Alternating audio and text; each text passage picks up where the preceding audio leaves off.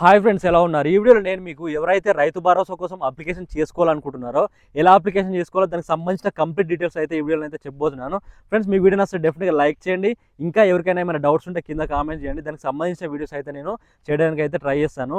అయితే ఎవరైతే కొత్తగా పాస్బుక్లు వచ్చి ఉంటాయో, 2025 జనవరికి పాస్బుక్లు వచ్చి ఉంటాయో, కొత్తగా ల్యాండ్ రిజిస్ట్రేషన్ చేసుకుని ఉంటారు కదా, కుటుంబం నుంచి డివైడ్ అయిన వాళ్ళు, ఇంకా చాలామంది కొత్తగా ల్యాండ్ రిజిస్ట్రేషన్ చేసుకుని పాస్బుక్లు వచ్చిన వాళ్ళు అయితే ఉంటారు.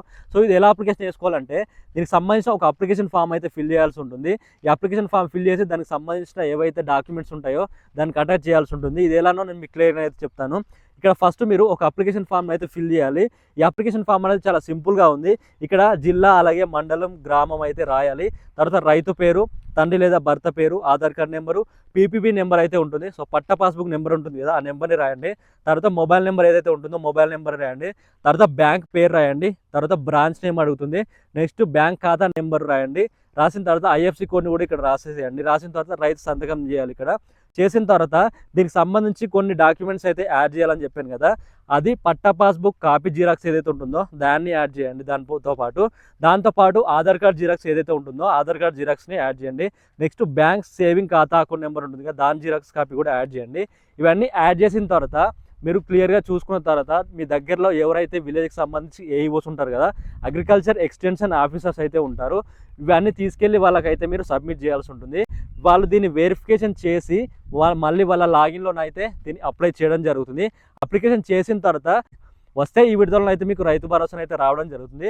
లేకపోతే మళ్ళీ నెక్స్ట్ విడుదలలో అయితే రైతు భరోసా ఖచ్చితంగా అయితే రావడం జరుగుతుంది. అయితే పాస్బుక్ లేని వాళ్ళు కూడా అప్లికేషన్ చేసుకోవచ్చు. మీకు సంబంధించిన ఏదైతే ఆధార్ కార్డ్ నెంబర్ ఉంటుందో ధరణిలో వెబ్సైట్లోకి వెళ్ళి మీరు ఆధార్ కార్డ్ నెంబర్ ఎంట్రీ చేస్తే మీకు డిజిటల్ కాపీస్ అనేది దొరుకుతాయి పాస్బుక్ సంబంధించినవి. ఆ కాపీస్ ద్వారా కూడా అయితే మీరు అప్లికేషన్ అయితే చేసుకోవచ్చు. ఈ విధంగానైతే మీరు అప్లికేషన్ చేసుకుంటే మీకు రైతు భరోసా అయితే రావడం జరుగుతుంది. అలాగే ఎవరైతే బ్యాంక్ అకౌంట్ని మార్చుకోవాలనుకుంటున్నారో వాళ్ళు కూడా బ్యాంక్ అకౌంట్ని మార్చుకోవచ్చు. ఇంతకుముందు రైతు భరోసా వచ్చి ఉంటుంది కదా, సో రైతు బంధు వచ్చి ఉంటుంది కదా, ఆ రైతు బంధు వచ్చిన వాళ్ళు కూడా కొంతమంది బ్యాంక్ అకౌంట్ అయితే చేంజ్ చేసుకోవాలనుకుంటుంటారు. దానికి సంబంధించిన బ్యాంక్ అకౌంట్ చేంజ్ చేసుకోవాలనుకుంటే కూడా మీరు అప్లికేషన్ ఫామ్ని ఫిల్ చేసి మళ్ళీనైతే దానికి సంబంధించిన బ్యాంక్ అకౌంట్ ఏదైతే ఉంటుందో, మార్చుకోవాలనుకుంటున్న బ్యాంక్ అకౌంట్ జిరాక్స్ ఏదైతే ఉంటుందో దానికి అటాచ్ చేసి మళ్ళీ మీ దగ్గరలో ఉన్న ఎక్స్టెన్షన్ ఆఫీసర్కి అయితే ఇవ్వాల్సి ఉంటుంది.